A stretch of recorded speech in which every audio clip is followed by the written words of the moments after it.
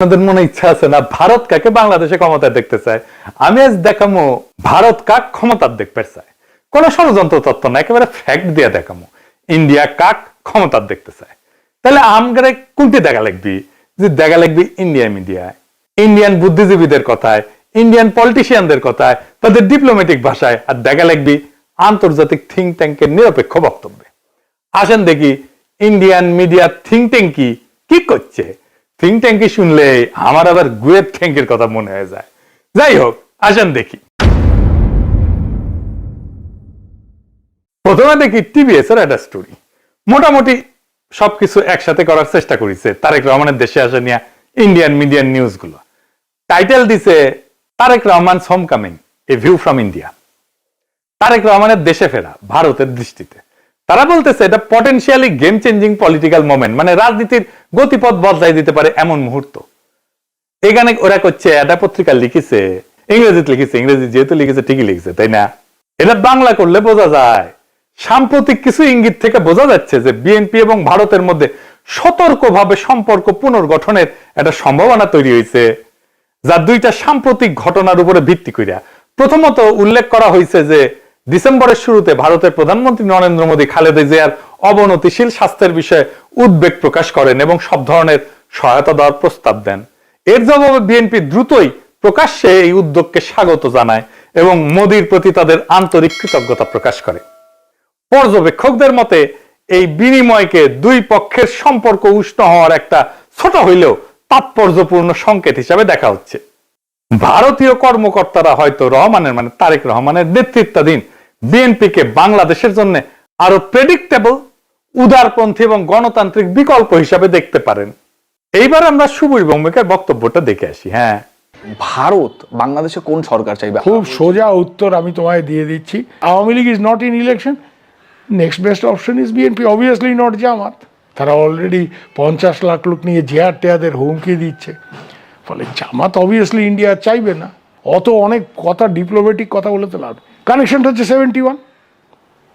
আমরা একসাথে, আমার সৈন্য এবং মুক্তিযোদ্ধারা রক্ত ঝরিয়েছে, সেই সুবাদে Awami League. This is the historical fact. তো এই জায়গাতে হঠাৎ করে আজকে অন্য কিছু ডাইনামিক্স চলে আসবে, এটা তো আশা করাটাও ভুল। কিন্তু যে গভর্নমেন্ট আসবে তার সাথে ইন্ডিয়াকে তো ডিল করতে হবে। দেখেছেন? এবার আরেকটা স্টোরি দেখি। ঢাকার রাজনীতি শেখ হাসিনার বাইরে সরে যাওয়ায় ভারত হাত বাড়াচ্ছে বাংলাদেশ জাতীয়তাবাদী দলের দিকে। এখানে বলা হয়েছে মোদী যে খালেদা জিয়ার স্বাস্থ্যের খোঁজ নিচ্ছে, সেটা হইতেছে সিগন্যাল যে বিএনপির সাথে এনগেজ হইতেছে ইন্ডিয়া হাই লেভেলে। বুঝে চাও? ডেকান হেরাল্ডে কওয়া হইতেছে বাংলাদেশে শেখ হাসিনার বিকল্প হিসেবে তারেক রহমানের বিএনপির দিকে ঝোঁকের ইঙ্গিত দিচ্ছে ভারত। তো এই যে সম্পর্ক, এটা অনেক আগে থেকে শুরু হয়েছিল। এইটা ইন্ডিয়ান ফরেন মিনিস্ট্রির ব্রিফিং এ এটা প্রশ্ন ওঠে, একজন জার্নালিস্ট এটা প্রশ্ন করে। এইটা প্রথম আলো রিপোর্টেই আসছে। এটা বলতেছে, একজন সাংবাদিক প্রশ্ন করেন 2018 সাল থেকে ভারত লন্ডনে অবস্থানরত বিএনপির নেতৃত্বের সঙ্গে যোগাযোগে ছিল এমন প্রতিবেদন বিষয়ে, পাশাপাশি বিএনপির কোন নেতা বাংলাদেশে ফেরার আগে ভারতের ক্লিয়ারেন্স নিয়ে কি কোনো আলোচনা হয়েছিল কিনা এ বিষয়ে প্রশ্ন করে। বিএনপি প্রিয় প্রথম আলোতেই এটা আছে। এটা এমনকি ইন্ডিয়ার ফরেন মিনিস্ট্রির ওয়েবসাইটও আছে এই আলাপটা। আর এটা রিপোর্ট করেছে ইকোনমিক টাইমস। এটি করছে নতুন সমীকরণের প্রেক্ষাপটে খালেদা জিয়ার ভারতের প্রতি রাজনৈতিক উত্তরাধিকার নরম হয়েছে। এটা ইংরেজিটা খটোমটো হয়েছে, মানে খালেদা জিয়ার উত্তরাধিকারী ভারতের প্রতি নরম হয়েছে। ডিপ্লোম্যাট একটা রিপোর্ট করেছে, জিয়ার জন্য মোদী আন্তরিক প্রার্থনা জানাইছেন এবং বলছেন যে ভারত বিএনপি চেয়ারপারসনকে, যিনি সংকটজনক অবস্থায় আছেন, সম্ভব সব ধরনের সহায়তা দিতে প্রস্তুত। জিয়াকে পাঠানো তার বার্তাটি শুধু সৌজন্যতার সীমায় আটকে নাই বলেই মনে হয় এবং অঞ্চল জুড়ে বিশ্লেষকরা দ্রুতই এর রাজনৈতিক গুরুত্ব অনুধাবন করেছেন। এটি ব্যাপকভাবে প্রতীকী হইলেও সচেতনভাবে কূটনৈতিক উদ্যোগ হিসেবে ব্যাখ্যা করা হয়েছে। একটি সংকেত যে ভারত বাংলাদেশের পরবর্তী সরকারের সঙ্গে উষ্ণ সম্পর্ক গড়ে তুলতে প্রস্তুত, যা এই মুহূর্তে জিয়ার বিএনপি গঠন করতে পারে বলে মনে হইতেছে। দা উইক বলছে, কেন তারেক রহমানের ফেরা ইন্ডিয়ার জন্য খুশির খবর। তারাই লিখেছে, এটা খুব ইন্টারেস্টিং রিপোর্ট করছে ইন্ডিয়ান এক্সপ্রেস। এটা প্রিমিয়াম কন্টেন্ট, মানে আপনাকে টাকা দিয়ে পড়া লাগবে। শিরোনাম হইতেছে, দশকের পর দশক প্রতিক্রিয়াশীল নীতির পর ভারতের প্রতি নিজেদের অবস্থান পুনর্নির্ধারণের সুযোগ পেয়েছে বিএনপি। বাবা, মেলা সুযোগ দিছে। তারা কি এই মুহূর্তটি কাজে লাগাতে পারবে? একদম শেষে বলছে, ভবিষ্যতে যদি ফেব্রুয়ারি নির্বাচনে বিএনপি জয় হয়, তাহলে ভারতের যে বিএনপির সঙ্গে তখন কাজ করতে হইতে পারে, সেই বিএনপি নিঃসন্দেহে আগের চেয়ে ভিন্ন হবে, নিঃসন্দেহে আগের চেয়ে ভিন্ন হবে এবং সম্ভবত সহযোগিতার ক্ষেত্রেও আরো বেশি অনুকূল এবং গ্রহণযোগ্য হবে। আবার একটা জিনিস কথা বলছে, খুব ইন্টারেস্টিং কথা। বিএনপি স্ট্র্যাটেজি ঠিক করে দিচ্ছে। বিএনপি এই পথে কতটা অগ্রসর হবে তা অনেকটাই নির্ভর করবে দলটির পপুলিস্ট আবেগকে তুষ্ট করার প্রয়োজন এবং একই সঙ্গে রাজনৈতিক পরিসরটা জামাতের হাতে ছেড়ে না দেওয়ার কৌশলগত হিসাবের উপরে। বিশেষত গত এক দশকের বেশি সময় ধরে রাজপথের শক্তির উপরে নির্ভর করার অভিজ্ঞতার পর একই সঙ্গে বিএনপিকে সবসময় সচেতন থাকতে হবে আওয়ামী লীগের ক্ষমতায় ফেরার পথ তৈরির প্রচেষ্টা সম্পর্কে। শেষ পর্যন্ত ইতিহাস বলে দেয়, যদি বিএনপি 15 বছর ধরে প্রায় গোপন অবস্থায় থেকে নেতৃত্বের একটা বড় অংশ নির্বাসনে বা গৃহবন্দী থাকা সত্ত্বেও আবার জাতীয় রাজনীতির কেন্দ্র মঞ্চে ফিরে আসতে পারে, তবে আওয়ামী লীগও ঠিক তেমনটাই করতে সক্ষম। মানে বলে দিতেছে, মনে রেখো আওয়ামী লীগ আবার ফিরে আসতে পারে। বাংলাদেশের রাজনীতিতে আওয়ামী লীগকে সমঝে ছিল। এইবার দেখি ইন্ডিয়ানদের বিদেশি পোর্টালে কি বলছে বিএনপি নিয়ে। ইউরেশিয়া বলতেছে, ইংরেজি যেহেতু কয়েছে ঠিকই গেছে তাই না, ভারত এবং বিএনপি উভয় উগ্র ইসলামপন্থী জামাত ইসলামীকে দূরে রাখার বিষয়ে আগ্রহী। এর লক্ষ্য হইল ভারত বাংলাদেশের সাথে ক্ষতিগ্রস্ত সম্পর্ক পুনর্গঠন করা এবং নিষিদ্ধ আওয়ামী লীগের রাজনৈতিক বৈধতা পুনঃপ্রতিষ্ঠার জন্য একটা সুযোগ সৃষ্টি করা। বুঝতে চাও? মানে আওয়ামী লীগকে আবার ফিরে আনার সুযোগ সৃষ্টি করার জন্য বিএনপির সাথে কাজ করবে ইন্ডিয়া। এবার দেখে আন্তর্জাতিক সংস্থার রিপোর্ট, ইন্টারন্যাশনাল ক্রাইসিস গ্রুপ, এটা একটা স্বাধীন অলাভজনক প্রতিষ্ঠান, আন্তর্জাতিক সংস্থা বলে বলা হয় আর কি। এটা নিরাপত্তা বিশ্লেষণ করে, রাজনৈতিক অস্থিতিশীলতা নিয়ে রিপোর্ট ছাপে, বিশ্বজুড়ে সংঘাত এটা নিয়ে রিপোর্ট ছাপে। তারা গবেষণাও করে, মাঠ পর্যায়ের তথ্য, কূটনৈতিক নেটওয়ার্ক এবং বিভিন্ন দেশের রাজনৈতিক পরিস্থিতি নিয়ে রিপোর্ট প্রকাশ করে। এবং এই ইন্টারন্যাশনাল ক্রাইসিস গ্রুপ ভারতের উপর নিয়মিত রিপোর্ট প্রকাশ করে, বিশেষ করে কাশ্মীর, দক্ষিণ এশিয়ার নিরাপত্তা, ভারত পাকিস্তান সম্পর্ক, মানবাধিকার এবং আভ্যন্তরীণ রাজনৈতিক উত্তেজনা নিয়ে। এরা লিখিচ্ছে, এটিও মনে হয় যে বাংলাদেশের রাজনৈতিক শক্তিগুলোর মধ্যে এই দলটি ভারতীয় স্বার্থ এবং উদ্বেগকে সম্মান জানাতে সবচেয়ে বেশি আগ্রহী ও গ্রহণযোগ্য অবস্থানে রয়েছে। অতীতে দলটিকে প্রায় ভারত বিরোধী হিসেবে দেখা হইলেও সাম্প্রতিক সময় তারা নিজেদের অবস্থান সংযত করার উদ্যোগ নিছে, জামাতে ইসলামের সঙ্গে দূরত্ব সৃষ্টি করছে এবং আওয়ামী লীগ যে ধর্মনিরপেক্ষ রাজনৈতিক পরিসরটি আগে দখলে রেখেছিল তার একটি অংশ দখলের দিকে অগ্রসর হয়েছে। বুঝছাও? আচ্ছা, এইবার আসেন বাংলাদেশের ভিতরে ইন্ডিয়ান ইন্টারেস্ট কি বলে সেটা দেখি। বাংলাদেশে কারা ভারতের স্বার্থ রক্ষাকারী? বাংলাদেশের দুইটা পত্রিকা মূলত ভারতের স্বার্থ রক্ষাকারী, বন্দের আলো আর দিল্লি স্টার। এরা এখন তো বিএনপির ক্ষমতা আসার কথা বলতেছে, বিএনপির গুণগান এমন ভাবে গাইতেছে যে মনে হইতেছে এটার মালিক এখন বিএনপি।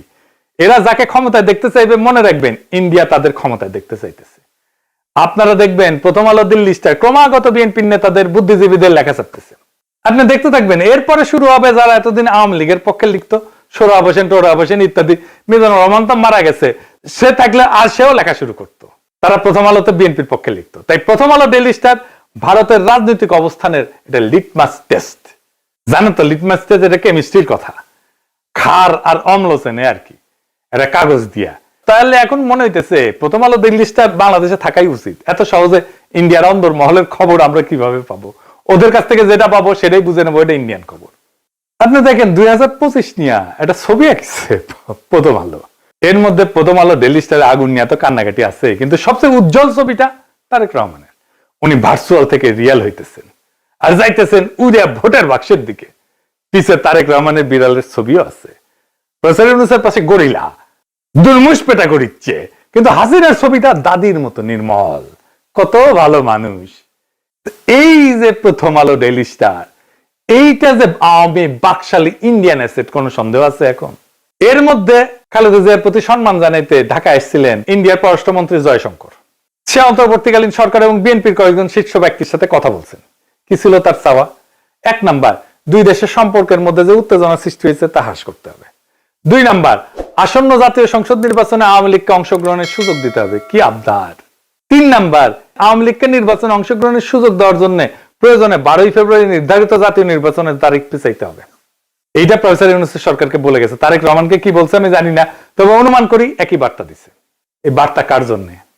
এই বার্তা অন্তর্বর্তী সরকারের জন্য এবং তাদের চোখে যারা ভবিষ্যৎ ক্ষমতা তাদের জন্য, তাদের সাথেই কথা বলছে। এখন একটা জিনিস পরিষ্কার করে বলা দরকার, বিএনপি এখানে কোনো সুজেন ফোর্স না ইন্ডিয়ার জন্য, তাকে যে পছন্দ করা হইতেছে তা কিন্তু না। বিএনপি এখানে কম্প্রোমাইজড অ্যাক্টর। তার মানে এমন একটা শক্তিতে সে রূপান্তরিত হয়েছে যারা আসলে ভারতের সাথে একটা কম্প্রোমাইজ করছে। ভারত বিএনপি কে চায় কারণ বিএনপি আদর্শিকভাবে শক্ত না, কাঠামোগতভাবে দুর্বল। যেই দল 15 বছর টিকে ছিল নির্বাসনে, মামলা হামলা গ্রেপ্তার গুম খুনে, আন্তর্জাতিক সহানুভূতিতে, আমাদের মতো ইন্ডিভিজুয়াল অ্যাক্টিভিস্টদের মরাল সাপোর্টে এবং অ্যাক্টিভিটিতে, সে দল জানে ক্ষমতায় ফেরার জন্য কোথায় নতি স্বীকার করতে হবে। সে তারেক রহমান জানে তার বাবাকে হত্যা করছে ভারত, সে জানে তার মাকে ক্ষমতাচ্যুত করছে ভারত, সে জানে তার নির্যাতনও করছে ভারত, মাজা ভেঙে দিছে ভারত, তার মাকে জেলে দিছে, ইন্ডিয়া তিলে তিলে তাকে মৃত্যুর দিকে ঠেলে দিছে। আর এটাও সে জানে সে না পারছে এটা ঠেকাইতে, না পারছে নিজেকে রক্ষা করতে। তাই এই কম্প্রোমাইজ তার শক্তি না, এটাই তার দর কষাকষির পুঁজি। দিল্লির চোখে বিএনপি মানে এমন একটা দল যাকে ম্যানেজ করা যায়, নেগোশিয়েট করা যায় যার সাথে, এবং প্রয়োজনে তাকে বদলায় ফেলা যায়। এবং বিএনপি কে ইন্ডিয়া আস্তে আস্তে বদলায় ফেলতেছে, তারে আর একটা আওয়ামী লীগ বানায় ফেলতেছে। আজ ইন্ডিয়ার বিএনপি কে দরকার, কারণ জামাত অতিরিক্ত শক্তিশালী হয়ে গেছে।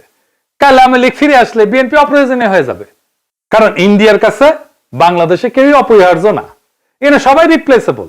আওয়ামী লীগ চলে গেছে, এখন ধরেছে বিএনপি কে, বিএনপি চলে যাবে আর একজনকে ধরবে।